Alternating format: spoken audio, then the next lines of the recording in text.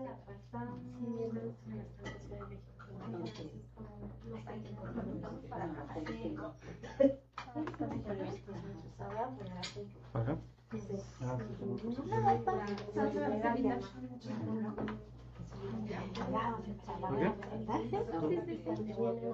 Hola, buenas tardes. Muchísimas gracias a todas las que nos acompañan hoy.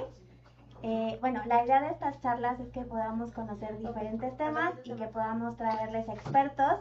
Una, para que nos presenten el tema, pero además... ¿Qué hago con los ginecólogos? Bueno, este ha sido un camino que inició hace más o menos 18 años por las alergias. Yo tenía un consultorio aquí en Juriquilla, aquí en el pabellón médico. Entonces, de repente empezaban a llegar personas que tengo alergia, y como si el letrero dijera alergología en vez de otorrinolaringología. Y entonces ya se sabían los mismos medicamentos, ya habían pasado por todos los especialistas, otorrinos, gastros, alergólogos, neumólogos. Y bueno, y encima de todo querían que yo les diera algo diferente, lo cual no tenía, pues porque ya se sabían lo mismo que yo sabía. Entonces, bueno, tuve que empezar a investigar.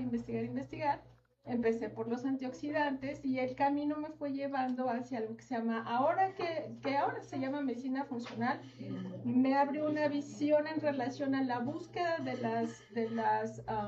los padecimientos o de los temas de salud, no me gusta decir las enfermedades, donde se busca la raíz del tema de salud, más allá de resolver los síntomas. Porque a la larga nos damos cuenta que en la carrera nos enseñan a resolver síntomas, a pagar ciertas molestias, pero realmente no hay un recurso que nos enseñen a buscar la raíz de la enfermedad. Y a veces esa raíz de la enfermedad está años más atrás, en un disgusto, ¿verdad? En un mal matrimonio, en un mal trabajo, o en algún tema de historia familiar. Entonces, bueno, pues fui caminando y me encontré con esto que se llama, les decía yo, medicina funcional. De ahí pasé a la medicina de biorregulación y esto pues ya más bien se ha englobado en lo que Europa llama medicina integrativa. Entonces, por eso es que un otorrino pues hace cosas ahí con los ginecólogos. Esa es la explicación, la historia. ¿Sí? Entonces, bueno, ¿qué es dominancia estrogénica? Es cuando hay más estrógenos en el organismo de lo que debería. Todas sabemos, ¿verdad?, que los estrógenos aumentan en la primera mitad del ciclo menstrual y después bajan. Pero ¿por qué no bajan? Ese es el chiste. Y cuando tenemos muchos estrógenos, cuando no se degradan o no se eliminan de manera... Entonces, bueno, para entender qué sucede, tenemos que tener en cuenta que somos un sistema, o sea, nuestro cuerpo es un sistema que está organizado en subsistemas. Tenemos el muscular, el óseo, el circulatorio, etc. Nuestro organismo está interactuando ahí varios sistemas, estos subsistemas, y están en contacto con otros microsistemas. ¿Qué sigue? ¿Qué sigue? Entonces, cada órgano tiene sus diferentes partes. Ajá. Y un subsistema, un microsistema, es, por ejemplo, una célula que compone cada uno de estos organismos, ¿no? de estos órganos, de estos tejidos. Y un subsistema, también un microsistema, podría ser una mitocondria, que es la que genera energía dentro de esta célula. Entonces, somos un sistema con microsistemas que está en contacto con un sistema mucho mayor, que es el medio ambiente. Y entonces sabemos que el medio ambiente ha estado evolucionando, digamos, casi para mal. Tenemos muchos plásticos por todos lados, tenemos la industria química, la industria alimentaria, y todo eso va haciendo que tengamos una exposición acumulada de diversos químicos donde el organismo no está diseñado para ellos. El hígado, que es el órgano que principalmente nos ayuda a la detoxificación, a él nunca le avisaron que iba a tratar con mercurio, con plásticos, con pesticidas, con aluminio. Entonces, bueno, esta exposición ambiental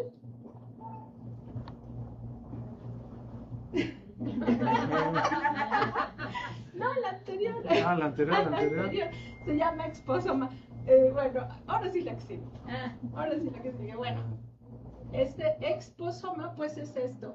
Si fumamos, si utilizamos muchos, por ejemplo, muchos productos como el Lysol, el Pinol, los suaviteles, todas estas cosas que utilizamos mucho en la casa, tiene que ver con este exposoma. Y también en dónde trabajamos, en dónde vivimos. No es lo mismo vivir en el campo que en la ciudad. No es lo mismo vivir cerca de una gasolinera que cerca de Constituyentes, por ejemplo. Y este exposoma, que es el medio ambiente, interactúa con nuestro ADN y finalmente da un resultado.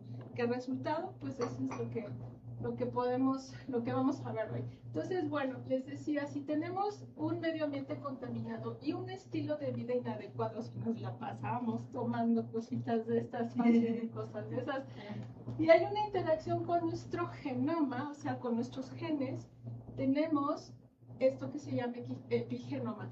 ¿Ustedes han escuchado hablar de epigenética? Sí.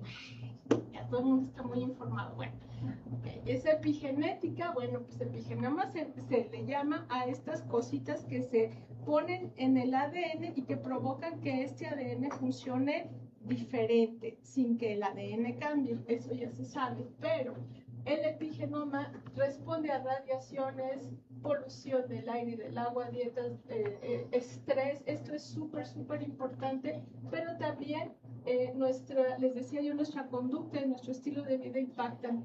Y este epigenoma y este exposoma se traducen como genobióticos. Genobióticos es un término que quiere decir que hay algo extraño para el organismo y que está interactuando con él. Entonces esto causa inflamación, nos puede disparar una enfermedad preexistente, nos puede provocar estrés oxidativo, pero lo que vamos a hablar hoy más importante, y me gustaría que se acordaran de este pedacito, es de lo que antes se llamaba flora intestinal, ahora se le llama microbiota. Ya afortunadamente la cosa está más elegante. Y entonces esto nos provoca cambios químicos dentro del organismo y cambios de la propia microbiota. Entonces, ¿de dónde salen estos estrógenos? Pues tenemos dos fuentes. El primero son los estrógenos locales, que ya sabemos que produce el organismo de manera regular cada mes, y los estrógenos externos, que se dividen en genoestrógenos, ¿sí? Genoestrógenos. ¿Por qué geno? Otra vez implica esta palabrita, su raíz etimológica, que quiere decir un extranjero, alguien que es ajeno a.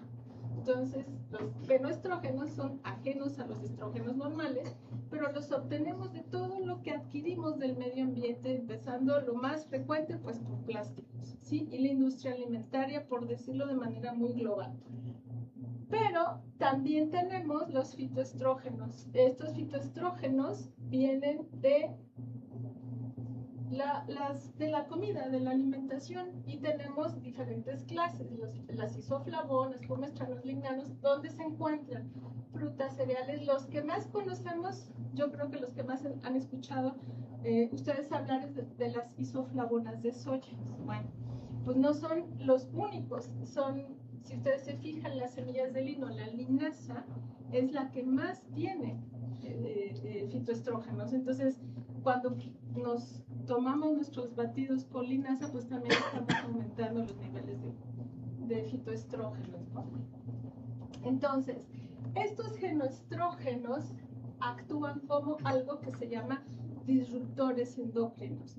Estos disruptores endocrinos, bueno, aquí hay algunos datos, pero finalmente no pueden evitarse, no pueden eliminarse por completo. Sin embargo, se pueden tomar decisiones informadas para reducir la exposición. En otras palabras, no nos podemos salvar de ellos, pero ¿qué podemos hacer para eliminar lo más que se pueda y para prevenir la acumulación, que finalmente estas dos situaciones son las que nos llevan a tener problemas glandulares?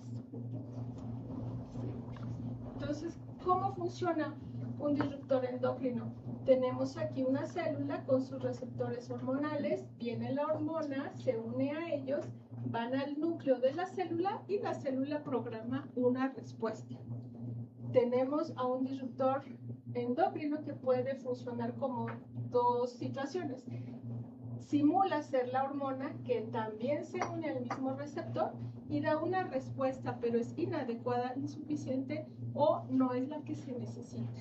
O bien se une al receptor hormonal y no hay respuesta. Entonces, de eso se trata esto que se llama disruptores endócrinos. Entonces, desafortunadamente no es el único problema. Este, por ejemplo, es un estudio de veterinarios. Tenemos aquí la toxicidad por lo que ahora conocemos como metales tóxicos. En vez de metales pesados debe ser metales tóxicos. Puede ser aluminio, plomo, cadmio, hay muchos. ¿Qué sucede con estos?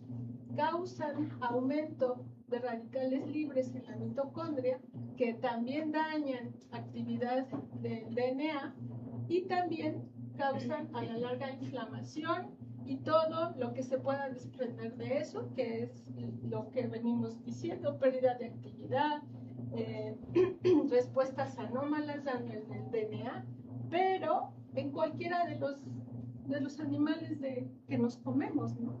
Esa es la cuestión, que no solo es por ejemplo, el daño que ya se conoce, por ejemplo, en el macho, en los toros, ¿no? Que hay daño en la producción y la calidad de espermatozoides, con la que sigue también, y su equivalencia, pues, con la misma situación con las vacas, ¿no? Que también tienen problemas finalmente para la fertilización, porque tienen en estas granjas masivas, pues ya saben ustedes, ¿no? El uso de antibióticos y un montón de cosas para prevenir infecciones, en fin. Entonces, lo mismo sucede en hombres, en mujeres, pero insisto, nos comemos también esto, ¿no? Entonces, de ahí es la necesidad de tratar de buscar la carne menos contaminada posible. Lo que más fácil ahora se consigue son huevos de granja, pollo tal vez. Eso es lo que sería ideal hacer. Finalmente, el impacto caerá en el sistema endocrino y de aquí pues, todas las glándulas a cualquier edad pueden verse afectadas, ovarios, hipotálamo, tiroides. Hay una epidemia de hipotiroidismo y luego no se sabe por qué, y ya vamos con el endocrinólogo, nos dan nuestra pastilla y listo. Pero ¿por qué sucedió esto? Es lo que quisiéramos saber. Entonces, bueno, tenemos que ir a buscar, ¿no? Regresarnos a ver cómo ha vivido esa persona, esa mujer o ese hombre, también puede ser, todo el tiempo atrás, ¿no? Y esto, pues, impacta a todos los niveles. ¿Por qué? Porque somos un sistema. Y les decía, pues no importa la edad, puede ser en niños, puede ser en mujeres, si hay embarazo. El bebé, y ahorita vamos a ver un estudio de un niño de 3 años ya con una contaminación bárbara y obviamente también básicamente cualquier enfermedad crónica o crónico-degenerativa, sea niños, mujeres y hombres, mujeres embarazadas, puede deberse a estas situaciones. Lo que pasa es que digamos que el gran problema es que no hay un cuadro clínico definido. Llega una persona con alguna enfermedad y se le trata para esa enfermedad, pero en el fondo no sabemos si esto puede estar existiendo. Entonces, bueno, cuando tenemos esta cantidad y tenemos medios y ahorita les cuento cómo vamos a identificar qué tan tóxicos andamos, lo que tenemos que hacer es disminuir esto que se llama carga tóxica total, que es un término de medicina ambiental. Hay algo que se llama teoría del barril. Nosotros nacemos con un barril, una capacidad de manejar tóxicos, pero a lo largo de los años, y eso es importante, perdón, pensé que me ibas a decir. Ok, gracias. A lo largo de los años se va acumulando, eso se llama bioacumulación, y llega un día por cualquier situación que se derrama ese barril Y entonces a eso se le llama carga tóxica. ¿Qué hay que hacer? Pues tratar de bajarla, y ahorita vamos a ver de qué manera. Bueno, este es un estudio viejito pero interesante porque es en mujeres mexicanas. ¿Qué usamos? Rubores, perfumes, pinturas de uñas. Aquí falta el tinte, por ejemplo, shampoos, desodorantes, cremas. ¿Qué tanto nos ponemos todos los días, ¿no? Y por ejemplo, se han estudiado, por ejemplo, con los colores sintéticos, todas las sustancias que vienen en las diversas cosas que nos ponemos. Que tenemos que regresar a lo natural, pues debería ser, pero afortunadamente también ya hay cosméticos orgánicos, ¿no? Minerales y cosas así. Pero esto sí es imperdonable. Afortunadamente aquí en México no hay mucho, pero niñitas de 4 o 5 años con las uñas pintadas, ¿no? ¿Qué es eso? Esto es mucho, por ejemplo, más en Estados Unidos. La célula que nosotros tenemos mínimo 10 bacterias. O sea que para que nosotros tengamos 200 a 900 gramos de bacterias, imagínense el número extraordinariamente grande de bacterias que debemos de tener para que pese esto dentro de nuestro organismo. Entonces, aquí está dividido en bacterias, virus, arqueas, parásitos y hongos. La Candida yo creo que ya la han identificado por ahí mucho. Y las 5 familias más importantes pues se llaman así, Firmicutes bacteroidetes. Cada una de estas 5 tiene su respectiva lista de bacterias que pertenecen a cada familia. Ajá. ¿Para qué sirve la microbiota? La microbiota sirve para muchísimas cosas, pero estas son las más importantes. No podría decir cuál es la más importante porque todas son muy importantes. Una de las más importantes es la función protectora. Nos sirve de barrera entre el medio ambiente y el medio interno. Es el enlace entre el exosoma y nuestros microsistemas que acabamos de decir hace rato. Es la transición entre el medio ambiente y el medio interno. Por eso es tan importante. Nos ayuda a obtener nutrientes durante la digestión y la absorción de nutrientes. Nos ayuda a eso y al balance metabólico. Produce muchas cosas, entre ellas vitamina K2, folato, que es la vitamina B9, y cobalamina, que es la vitamina B12. Pero también produce, bueno, ahorita lo vamos a ver aquí, elabora fermentación y absorción de nutrientes. Estas sustancias que se llaman acetato, butirato y proclorato, que los fabrican sobre todo los lactobacilos. El butirato es la fuente de energía para las células intestinales, así de importantes. Nosotros podríamos pensar que la circulación le lleva al intestino lo que necesite, sí, pero la microbiota también le da de comer a las células del intestino. Por eso es una función más. Y les decía yo, aparte de esto que produce, también elabora aminoácidos y neurotransmisores, casi todos. Ya los hemos conocido, ¿no? La serotonina, el GABA, la dopamina, noradrenalina, acetilcolina, histamina, pero la melatonina. Esto tiene algunos años que se sabe, no mucho. Esta melatonina no solo se produce en el sistema nervioso central, sino que también se produce en el intestino. Por favor, no les digan a los neurólogos que es el segundo cerebro. Se sienten muy ofendidos por ello, pero esta es la razón por la que sí. ¿Por qué es esta situación el segundo cerebro? Resulta que tenemos un nervio muy largo, el más largo de todos, que sale de la base del cráneo y se riega por todas las vísceras, que se llama nervio vago. Ya lo conocen, ¿verdad? Bueno, pues este nervio vago finalmente va a dar sus últimas ramitas, por supuesto, al intestino para que se pueda mover. Entonces, si la microbiota produce neurotransmisores, por supuesto que se adhiere a estas terminaciones nerviosas del nervio vago. Y por eso es que la información baja del sistema nervioso al intestino y sube del intestino al sistema nervioso. ¿Por qué tenemos, cuando tenemos estrés, nos duele la panza, o nos provoca, cuando comemos algo que nos cae mal, dolor de cabeza? Esa es la razón. Pero sí, no les digan a los neurólogos porque se van a la anterior. Y esta última es muy importante en los niños. Desarrolla inmunocompetencia. ¿Qué es esto? Pues es un sistema inmune que sabe responder adecuadamente si identifica lo que viene del medio ambiente es malo o si es bueno, si lo deja pasar, pero también aprende de ello. Por ejemplo, si tenemos sensibilidad al tomate y lo identificamos, y con el tiempo, hay manera de identificarlo, y con el tiempo podemos comer un poquito de tomate, entonces le damos tiempo al intestino a que aprenda que no es un enemigo tan malo, es una especie de vacuna. Entonces el sistema inmune va aprendiendo, ok, entonces sí, lo dejo pasar. A esto se llama sensibilidad alimentaria. Bueno, entonces adentro tenemos un alien, definitivamente, ¿sí? Esto es súper importante, porque nuestra conducta alimentaria, pero también nuestra conducta social depende del balance de la microbiota.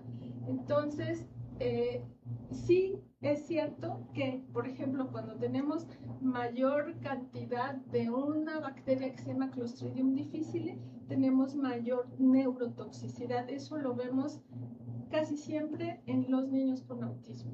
Entonces, sí tenemos que cuidar a nuestro alien, pues, para que nos trabaje para bien, porque si lo tratamos mal, también nos puede hacer daño. Y bueno, pues este aliencito de aquí, pues es para recrear o recordar que necesitamos probióticos también durante el embarazo. La microbiota cambia. De hecho, esta información ya ni siquiera está actualizada, porque antes se pensaba que durante el embarazo no había intercambio de información, pero sí la hay. Y también ya se ha visto, bueno, esto ya se sabe desde hace mucho, que la microbiota cambia dependiendo incluso de la alimentación, del tipo de parto o de qué manera nació ese bebé y de qué edades tenemos, cómo nos hemos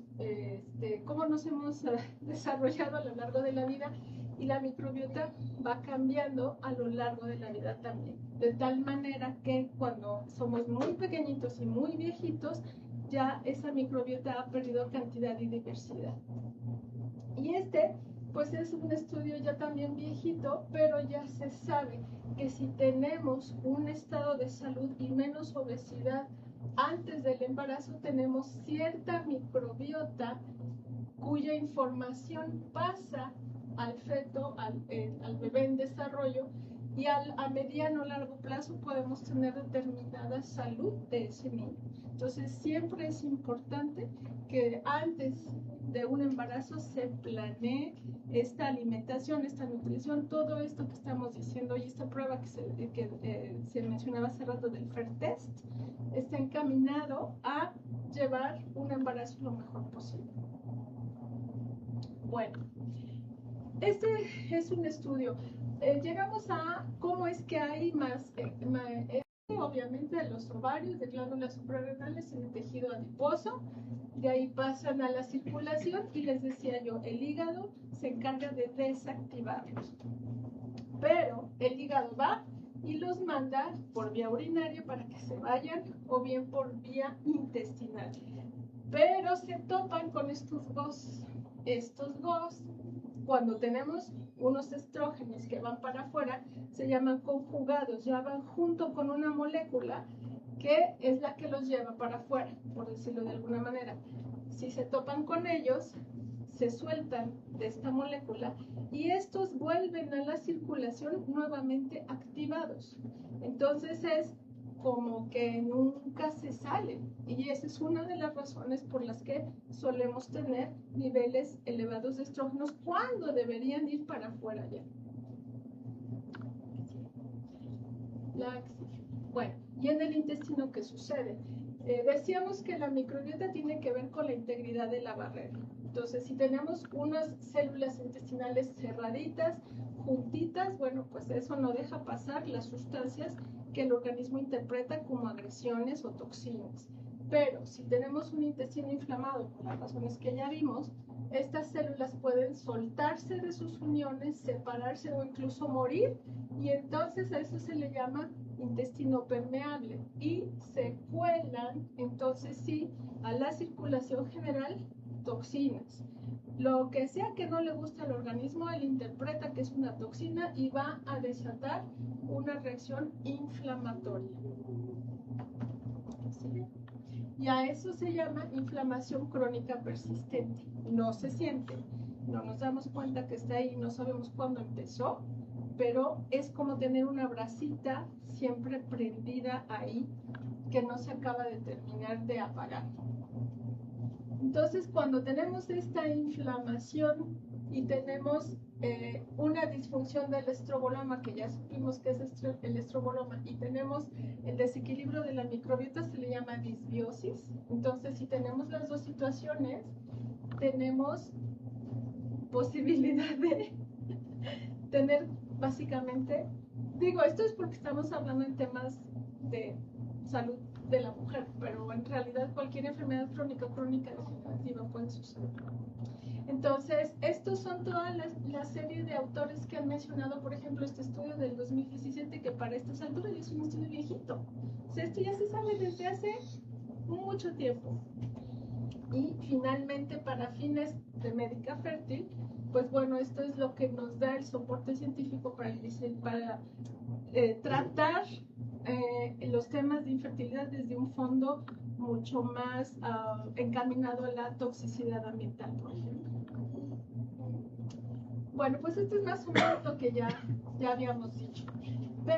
Pero esto está más bien encaminado al tema de la menopausia y posmenopausia. Sabemos que tenemos síntomas vasomotores, es decir, los sudores, el insomnio, depresión, ansiedad. Todo eso también está determinado por cambios en la microbiota intestinal.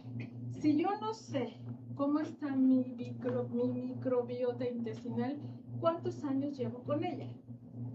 ¿No? Un montón. Entonces, cuando vienen los cambios hormonales, el desequilibrio todavía es peor y es cuando empezamos con esta situación de mucho mayor, digamos, temas de salud después de que se terminó la menstruación. Bueno, esto ya lo platicamos, ¿no? De la forma conjugada de los estrógenos. Y bueno, entonces esto quiere decir que nuestra dieta terapéutica actualizada incluye o debe de iniciarse con la exploración y el diagnóstico de cómo está esa disbiosis, si es que la hay. Y aquí empezamos más o menos a ver cómo podemos resolver esa situación.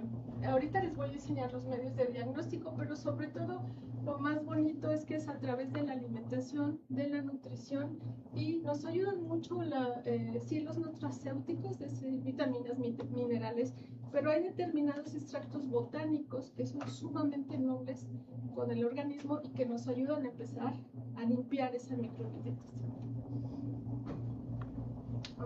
Bueno, este es un estudio también muy interesante porque la conclusión desde el 2022 es que se deben de desarrollar probióticos específicos y adoptarse estrategias como la modulación del microbioma, que es lo que veníamos diciendo ahorita, para tratar los diversos problemas relacionados con la salud femenina.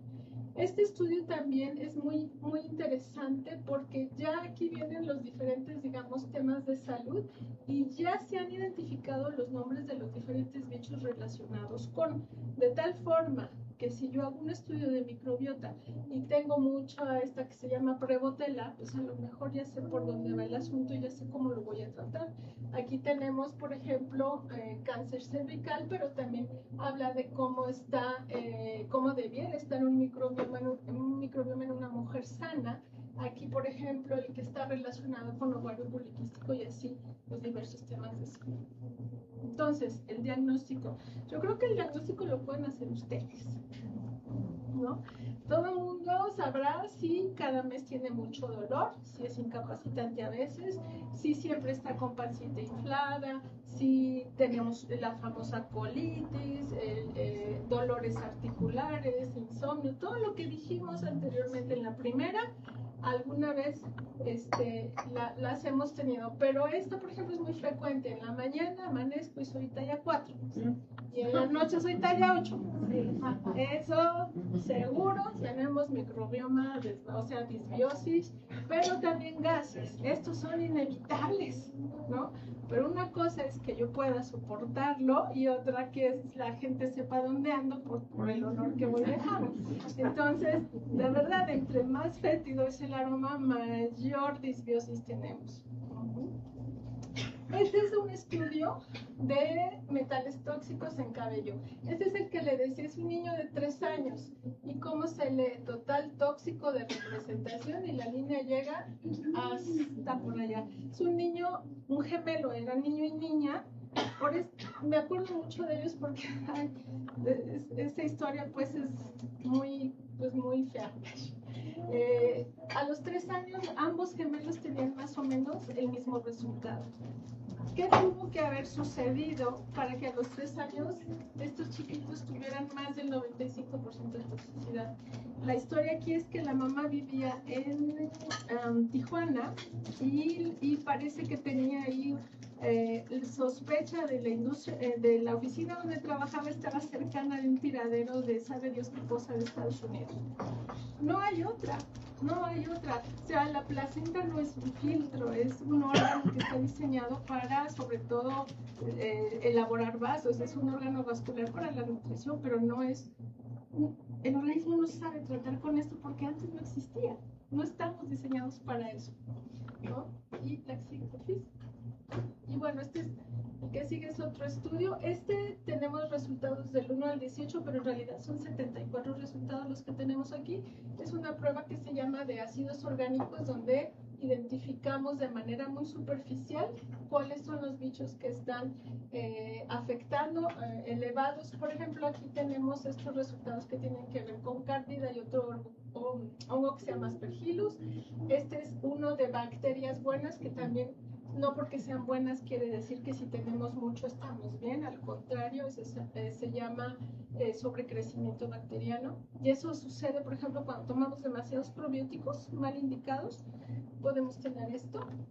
Y este es el que les decía, que es muy neurotóxico, que se llama Clostridium difficile, que su nombre lo dice, es muy difícil de tratar, es muy maloso, y bueno, pues faltan más resultados, ¿no? Pero estos son los más importantes.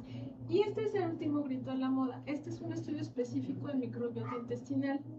Aquí es un estudio muy amplio, nos habla de virus, bacterias, parásitos, toda la lista que haya, y esta es la última hoja de bioquímica intestinal, pero la que sigue, este es lo más importante, me da los niveles de beta-glucuronidasa.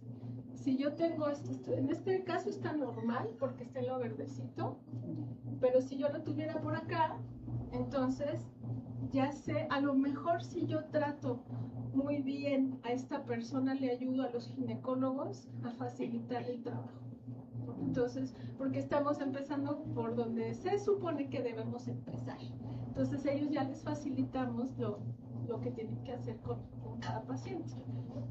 ¿Qué es lo que podemos hacer?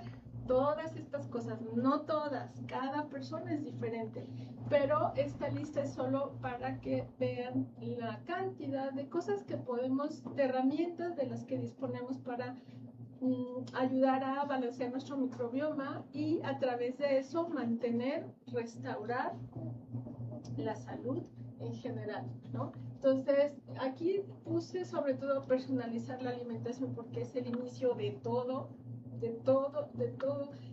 tema de salud, y ejercicio, sauna y bueno, sales biodinámicas. Es una cosa que tiene que ver con el prana. ¿Ya han escuchado esto, verdad? Bueno, pues ya andamos en eso, ¿no? Andamos en la cuestión de la energía, pero este es otro rollo. El chiste es que si hacemos ejercicio y sauna, por ahí escuché a un médico de España decir que todo el mundo debería tener un sauna en su casa. Dije, bueno, ojalá si pudiera. ¿Por qué es importante? Porque si sudamos, este es nuestro principal órgano de detoxificación. si sudamos y hacemos ejercicio, entonces estamos ayudando a nuestros sistemas motoriales, que se llaman, a los que se encargan de sacar todas las toxinas del organismo, les debemos hacer la vida más fácil. Entonces, bueno, también sí utilizamos, a veces se necesitan metronidazol o ketoconazol o medicamentos de este tipo, pero también tenemos enzimas digestivas, algunos nutrientes, magnesio, vitamina D. Este es muy importante, este calcio, este tipo especial de calcio atrapa estas toxinas, sobre todo metales tóxicos, exceso de estrógenos, y los saca. No es algo, desafortunadamente, que se use con frecuencia, pero ahí está la herramienta. Y pues bueno, creo que eso fue todo. Muchas gracias.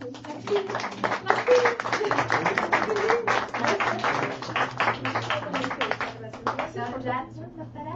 ¿Dónde la podemos encontrar? Y si alguien tiene una duda. Sí, bueno, los datos de contacto estaban en la primera diapositiva, que es en el piso 18 del Hospital Ángeles. Y ahí. Bueno, igual hay unas tarjetitas ahí enfrente. Ajá, si quieren tomarlas, si alguien tiene alguna duda antes de que pasemos a la segunda parte de la charla. Si alguien tiene alguna duda, pues es el momento para que se la pueda. Más bien yo digo que las dudas hasta el final, ¿sí? ya como para poder abrir la conversación. ¿Se va a quedar hasta el Sí. Ah, buenísimo. Entonces, sí, allá enfrente hay unas tarjetitas, si las quieren tomar. También todo lo que hay ahí en medio, si quieren hacer una pausita, pasárselo, comer, si necesitan algo, ir al baño. Vamos a pasar a la segunda parte de esta charla. También la doctora Lorena es parte de Médica Fértil y bueno, ya viene con otro tema. Ella ya tuvo una primera charla y entonces, bueno, vamos a ver. Sí, le vamos a robar el micrófono para que nos pueda. Y listo, bueno, pues les dejo a la doctora Lorena para que puedan también escuchar su plática y ahorita seguimos. Hola, buenas tardes, ¿cómo están? Con muchas dudas, muy interesante la plática de la doctora. Vamos a hacerlo muy dinámico, complementando la charla de la vez pasada, hablando de nuestras hormonas. Vamos a empezar. Bueno, me gustaría que si alguno de ustedes les han dicho que es normal, que les duele la regla, levanten la mano. Que les han dicho que se sienten cansadas por estrés y es normal, levanten la mano. Y que los cambios de humor tienen que ver con que nos estamos inventando cosas. Definitivamente esto no es una cuestión que se estén inventando, el dolor nunca es normal y sentirse cansadas todo el tiempo tampoco. Y esto tiene que ver con una cuestión hormonal que tenemos que investigar y, como comentaba la doctora, cómo está nuestro balance. ¿Desde dónde viene esta producción hormonal, la producción de los neurotransmisores que está en desequilibrio? Tenemos que ir al fondo de esto y no nada más tomarnos más café, más analgésicos y estar tapando las consecuencias sin ver la causa. ¿Vamos? Siempre les comento que no hay hormonas malas. O sea, el estrógeno no es malo, la progesterona tampoco, pero tienen que tener un equilibrio. Si lo vemos como si fuera una orquesta y el estrógeno es esta sección de vientos, esto genera crecimiento, genera fertilidad y genera que crezcan los tejidos. Pero la progesterona va a ser toda esta sección de calma, de relajación, es la que va a contrarrestar al cortisol. Ninguno es malo. Sin embargo, si el estrógeno está sonando muy fuerte, los tejidos van a crecer de forma desordenada, va a haber mucha inflamación y entonces va a haber una repercusión clínica con ustedes. Entonces, lo importante es el balance. Ajá. Ustedes normalmente tienen estrógenos y progesterona todo el tiempo. ¿Qué es lo que tiene que suceder que esto sea de forma cíclica? El estrógeno son varios, pero principalmente lo producen sus ovarios. El ovario produce el estradiol, que es muy potente y genera una ciclicidad durante todo el periodo. Si ustedes no reglan, probablemente es porque no se está generando este estradiol. Si sí reglan mes a mes, notarán que a la mitad de su ciclo tal vez tienen más energía, están más activas, se acuerdan de todo. Esto es porque el estradiol está en su máxima potencia. Y luego el estradiol baja y viene la progesterona, esta hormona que da calma, que hace que quieran estar antes de la regla más en casa, en cama, más tranquilas. Esto pasa mes con mes, esto tiene que pasar mes con mes. Pero ¿qué sucede si no hay regla? Si por alguna razón sus ovarios no están trabajando, si estamos usando anticonceptivos con tiempos prolongados, esta ciclicidad se pierde. ¿O qué pasa si entramos al periodo de perimenopausia y entonces se acaba la ciclicidad de forma natural? Pues entonces empezamos a perder balance. En la cuestión con los estrógenos es bien importante porque es muy fácil que estos ganen. Ya simplemente cuando la progesterona no se produce de forma regular con la ovulación, o bien cuando empezamos a faltar con procesos donde nuestros ovarios no trabajan, pues ¿qué creen que sucede? Su cuerpo las cuida. Y entonces se empieza a querer generar esos estrógenos de la grasa. Y se empiezan a generar vías alternas y se producen estrógenos menos potentes en la grasa. Y entonces la cuestión de cambios en el peso, con estrés, con cambios de la perimenopausia, con que dejan de reglar mucho tiempo, tiene que ver con que su cuerpo está intentando llevar a este punto donde haya siempre estrógenos y empieza a generar un cambio en la balanza con más estrógenos sin tener la progesterona, que es la hormona que más nos falta a nosotras. Y con los cambios que tenemos todos los días, con todas las cosas que tenemos que hacer, entonces no tenemos esa ciclicidad de calma que es vital para nosotras. ¿Qué podemos sentir? Emocionalmente, mucha ansiedad, miedos que antes no teníamos, mayor irritabilidad.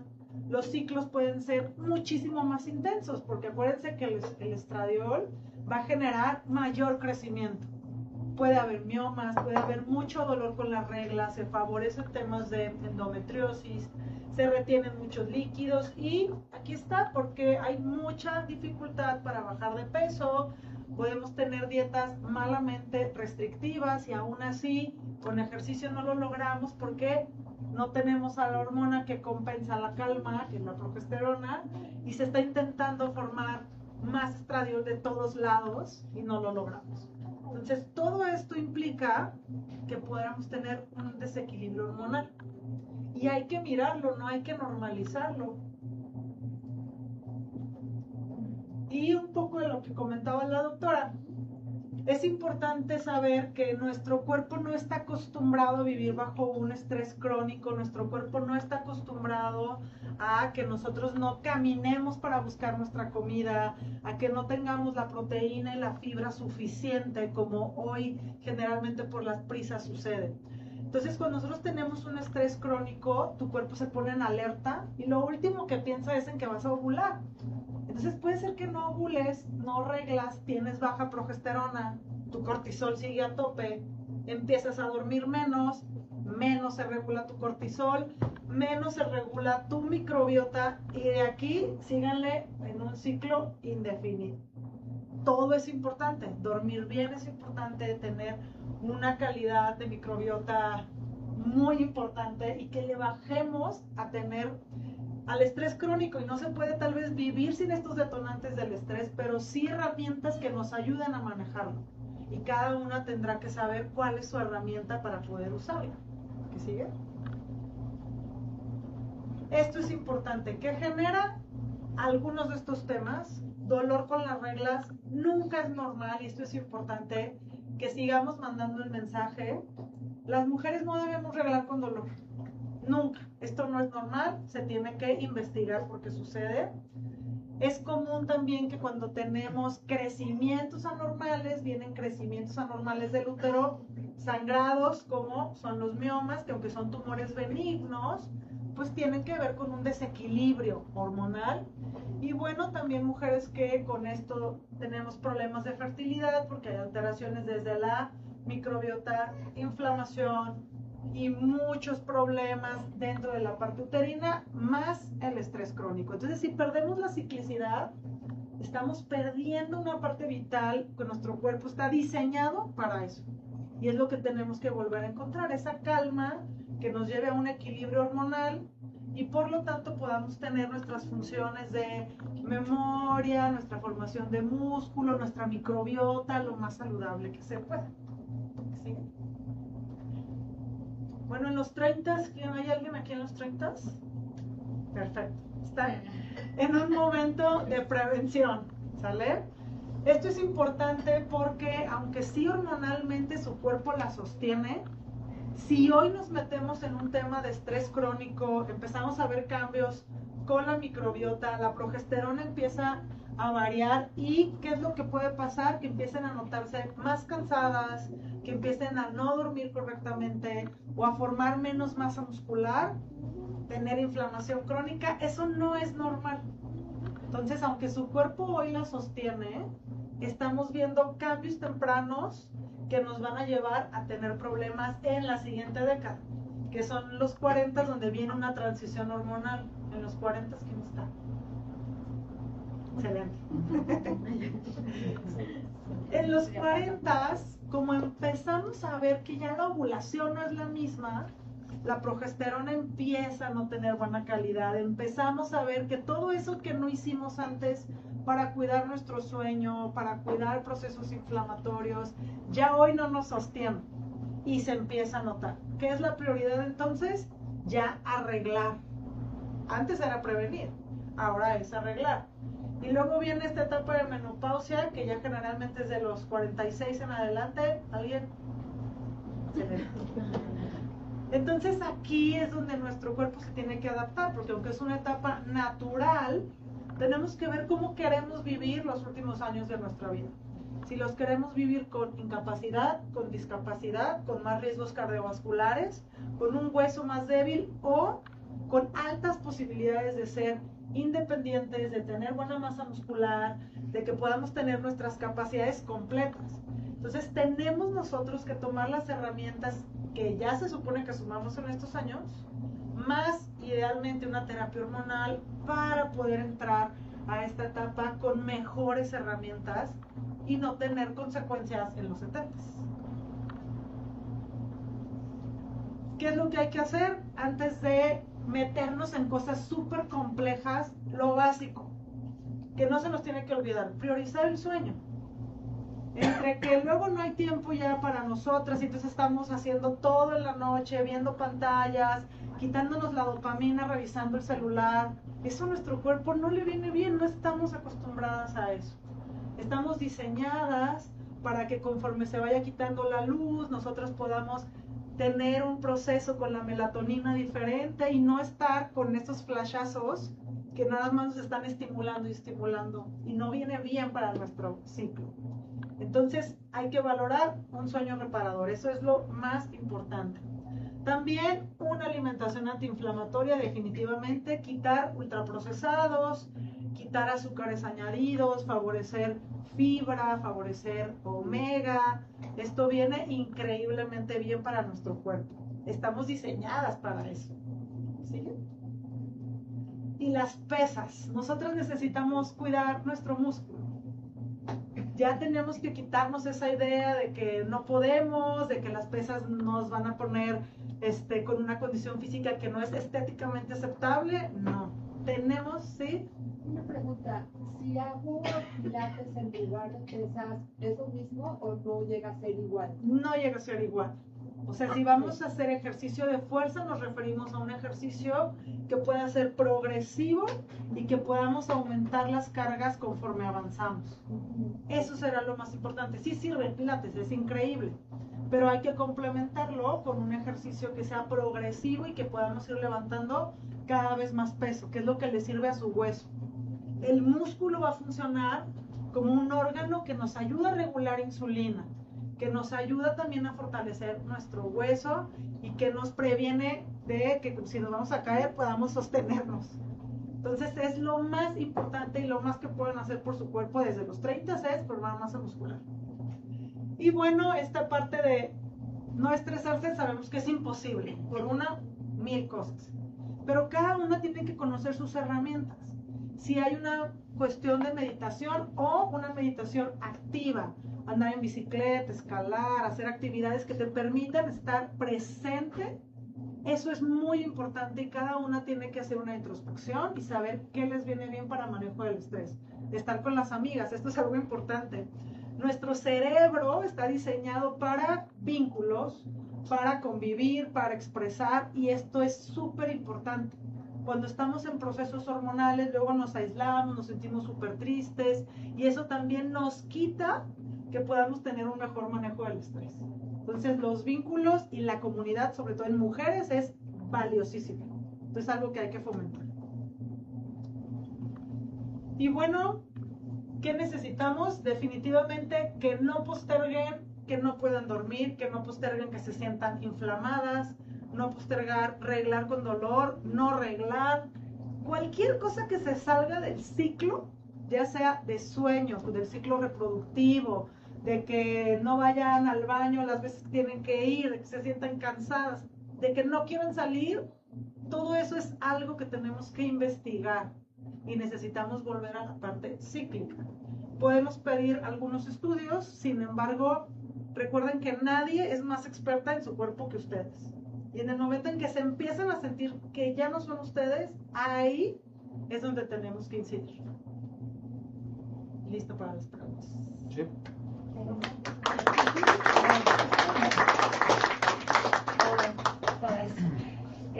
Yo tengo una hija de 16 años que justamente, bueno, ya casi 17, que justamente tiene, o sea, la he tenido que inyectar con ketorolaco por los dolores que tiene cada mes. Entonces, pero a esa edad ya hay que revisar 100%, porque si no va a durar 10 años más o más con dolor. Entonces, definitivamente sí es algo que hay que investigar. Lo primero que hay que evaluar es la causa del dolor pélvico, pero definitivamente es algo que se tiene que investigar. En la clínica, justamente, hay médicos especializados en temas de dolor pélvico, que será súper importante que lo evalúen para saber cuál es el manejo y que no dure, como la mayoría de las pacientes, 10 o más años con dolor. Sí, no, y es que ya la medicaron, una ginecóloga, entonces cada periodo se toma. Pues es que luego ese es el tema, que entonces nada más inhibimos el síntoma, pero no tratamos la causa.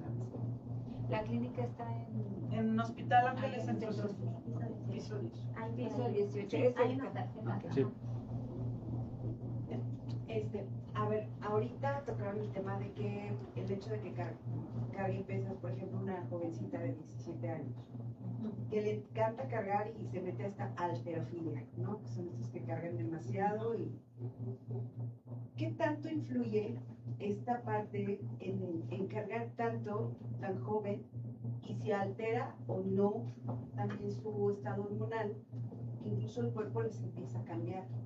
Y por otro lado, mi otra pregunta es, ¿cuál es la realidad de tomar la creatina y la proteína que tanto se menciona? Porque en algún momento yo fui con nutriólogos y te decían, no, es que no sirve de nada. No, es que sí, pero pues realmente lo que comes es suficiente. Entonces, ¿qué tanto impacta todo esto en una niña de 17 años? ¿Quiere? Bueno, empecé yo y a usted me complementa. Miren, yo creo que todo en exceso es malo al final. Entonces, la composición corporal de nosotras necesita un porcentaje saludable de grasa. Entonces, si llegamos a un punto, independientemente de si está haciendo muchas pesas o con trastornos de alimentación, que nos lleven a tener un porcentaje de grasa muy bajito, nuestras hormonas se van a alterar. Por ejemplo, en las atletas olímpicas se altera el ciclo muchas veces porque cambia tanto la composición corporal que ya no tienen un porcentaje de grasa saludable que permita formar hormonas. Entonces, ese sí llega a ser un extremo de alguien que se dedica a hacer pesas, tiene muchísima más masa muscular y poco porcentaje de grasa, sí va a haber una alteración, que cuando ella retome a una composición corporal saludable, no todos son iguales y eso es importantísimo. O sea, la calidad del suplemento que consumimos tiene que ser algo certificado y con alta calidad. Cuestiones con la proteína, definitivamente no es lo mismo una proteína de alto valor biológico, o sea, el huevo, la carne, el pescado, eso sería prioridad. Es difícil que nosotras luego lleguemos a los requerimientos necesarios de proteína y es cuando necesitamos suplementar. Pero hay que revisar qué tipo de proteína es, porque si es una proteína, o sea, ahorita ya hay proteína Etiquetada, sabor animal, sucaritas, o sea, eso no viene bien. Sí. Pero lo ideal sería que llegáramos a eso a la alimentación. Entonces no tendríamos que recurrir al suplemento porque también la microbiota es diferente me imagino, con el suplemento con la alimentación habitual. Sí, ahí sería interesante agregar que la dosis habitual de proteína para cualquier persona es cuando mucho de 2 gramos por kilo de peso. Si su hija es su hija, ¿verdad? Sí. Si su hija está en este proceso de crear músculo y todo, probablemente sí requiera de más proteína, pero hay que ver nuevamente qué tipo de proteína. Está la proteína vegetal y la de origen animal. Desafortunadamente, las proteínas convencionales que recetan en gimnasios suelen ser solo suero de leche cuando hay otras proteínas igual de importantes, empezando por el huevo. La creatina, que todo lo quieren resolver y se pasan las horas en el ejercicio y todo eso. Nuevamente decíamos, la conducta social y la conducta alimentaria también tiene que ver con la composición de microbiota, y por supuesto que cambia la microbiota, por supuesto que cambia. O sea, el recambio de las células intestinales cada 2 días. O sea, cada 2 días tenemos células nuevas. Entonces, el impacto de la alimentación y de los nutrientes en las células intestinales es básicamente inmediato. Pero bueno, sí hay que ver en qué punto está ella, cuáles son sus objetivos, cuáles son sus metas, cómo están sus hormonas, y ya con base a eso ver sus necesidades específicas. Pero si son más de 10 horas, sus requerimientos ya son totalmente diferentes.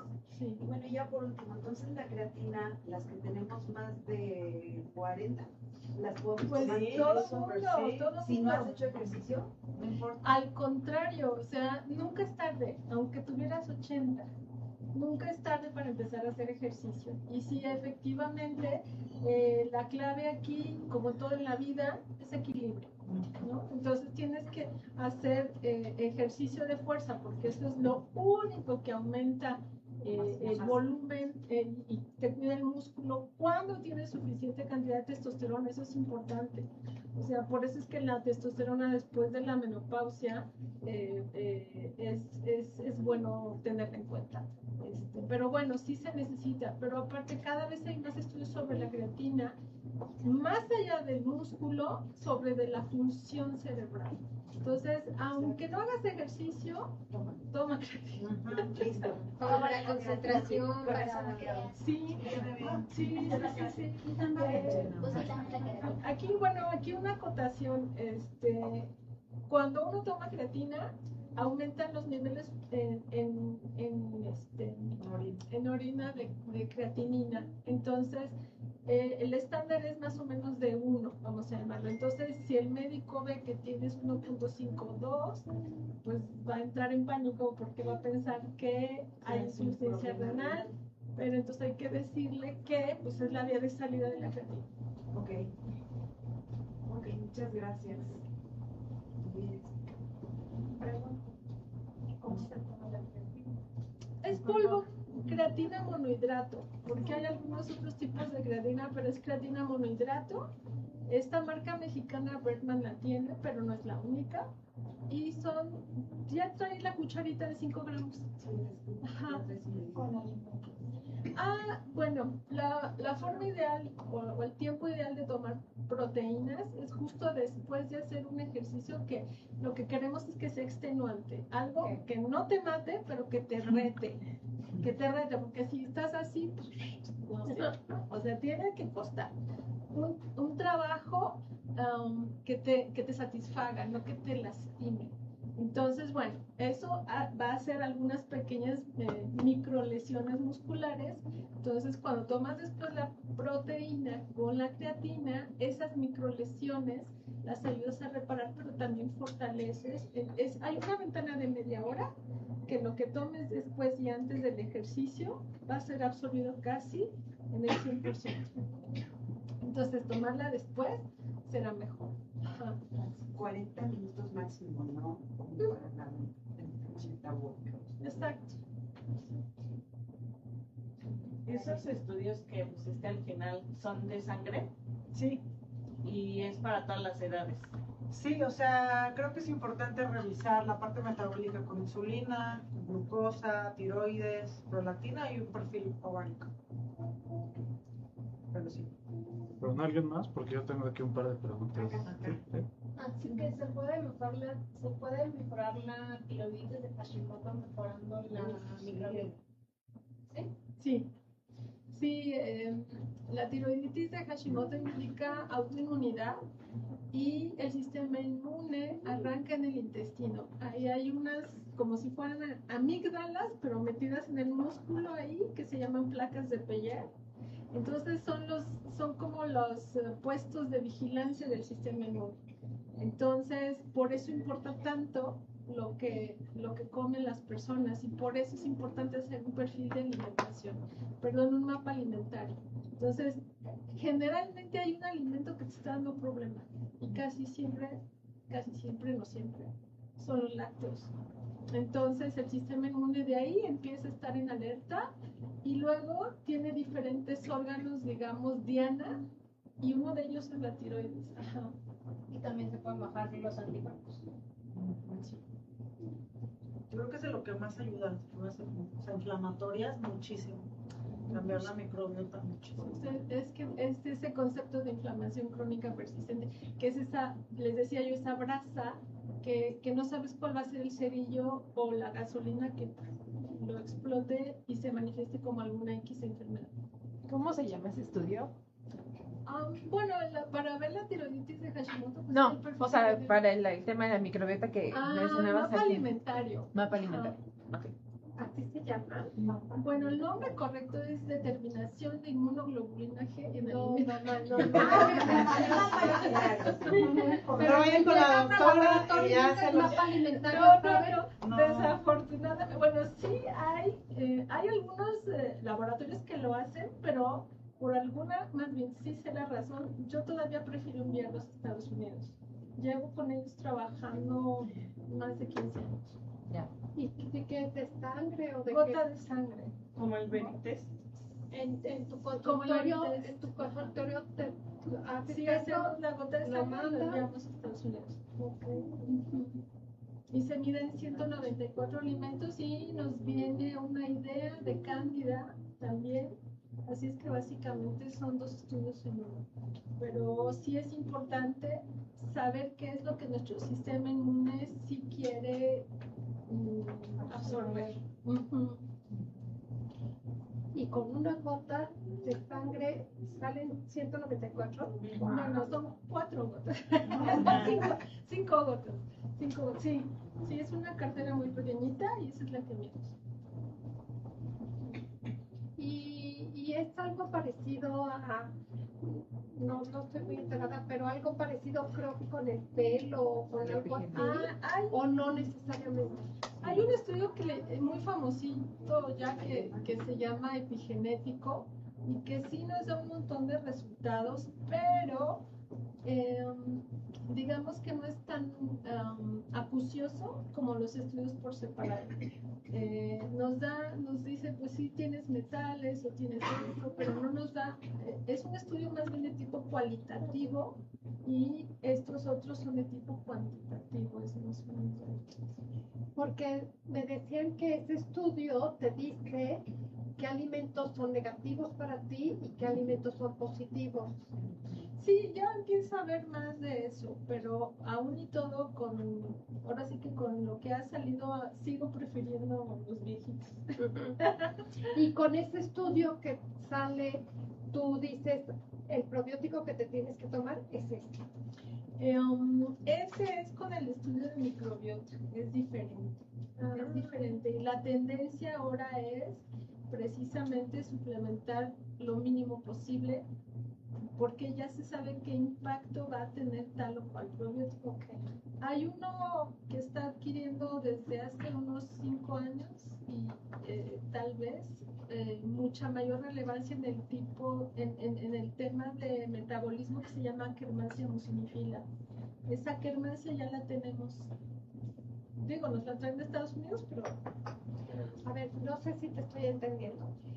El estudio de sangre de las 4 o 5 gotas, eso es para saber tu parte alimentaria que tienes, lo que puedes comer, pero para la microbiota es otro estudio que también lo haces tú. Sí, es el mismo laboratorio. ¿Y también es de sangre? No, ese es de 3 muestras de materia fecal. Y ahí sí sabes sobre cómo está tu microbiota. Sí, lo que pasa es que yo les pasé la última hoja porque es muy, muy extenso, pero sí, de eso se trata. Y al saber lo que tú tienes, cómo está tu microbiota, entonces tú das una dieta. No, la alimentación se da desde el primer día, que es justo esa dieta antiinflamatoria que mencionaba la doctora, o sea, desde que la persona que va al consultorio sale con su dieta, con su alimentación. No me gusta la palabra dieta porque está mal empleada, pero sí sale con un plan de alimentación y de nutrición básico. Ya cuando están los estudios, pues se hacen las modificaciones pertinentes. Que hacer. Ok. Pero perdón, quien me quiere interrumpir, pero lo que tú dices es tratar de entonces no tener que tomar el probiótico, sino a través de la alimentación puedes cubrir el probiótico que te pudieras tomar. No, tienen que ser las dos cosas al mismo tiempo. Sí hay alimentos que nos ayudan, por ejemplo, algo que se llama almidón resistente, la pectina. Sí son sustancias que están en los alimentos y que nos ayudan a mantener esa microbiota, pero por ejemplo me acuerdo ahorita de una chica que por estas supuestas infecciones de vías urinarias, que es la historia de que todos los cultivos salen negativos, entonces le dan antibiótico y antibiótico, bueno, es muy largo, pues, pero el cuento es que se hizo su estudio y básicamente todas las bacterias estaban en ceros, todas, por tantas series de antibióticos. Entonces ahí, pues sí, primero hay que hacer una administración, digamos, masiva de probióticos. Ya sabemos que están balanceados, pero justo esta que se llama Akkermansia, que es tan importante, tenía ceros, entonces había que darle básicamente esa, además de las demás. Entonces, sí, cada persona tiene distintas necesidades. ¿Y sirven los adaptógenos? Mucho, ¿sí? Mucho, pero no tanto para microbiota. Los adaptógenos nos sirven mucho para soportar el estrés crónico. ¿Qué son los adaptógenos? Son sustancias obtenidas de vegetales y de uno que se llama Cordyceps, que nos ayuda a que el cortisol no se eleve, vamos a decirlo de esa forma. La historia de estos, ¿se acuerdan cuando Rusia era potencia en las Olimpiadas? Bueno, tomaban adaptógenos. Hay unas plantitas, una se llama Yawanda, otra se llama roseola. Ahora los venden mucho. Ajá. Esa roseola se recomiendan entonces. Sí, son muy útiles, sí.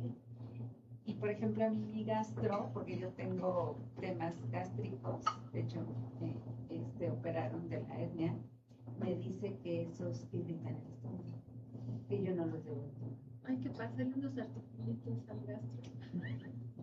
Sí, también depende justo de la pureza, o sea, si no es lo mismo de la marca. Justo, o sea, de la marca, sí, eso cambia todo, o sea, como dice la doctora, no es lo mismo tomarte algo que no sabes ni qué es, incluso con la creatina, pues cada vez hay más estudios donde sale que lo que te tomas no es creatina. Y las pacientes les irrita, se lo toman y les irrita los labios, es una reacción alérgica, porque eso nunca fue eso. Sí, es eso, y lo malo también es que, por ejemplo, Laboratorios Columbia es un laboratorio que produce no muchos probióticos porque los disfraza, este es para esto y esto, pero a veces varía uno, le combina otro y así, pero les pone, por ejemplo, maltodextrina y cosas de esas que tú dices, ¿para qué quieres eso en un probiótico? Entonces, sí hay que escogerlos. ¿Y tú nos ayudas a escoger? Sí, si me lo permiten.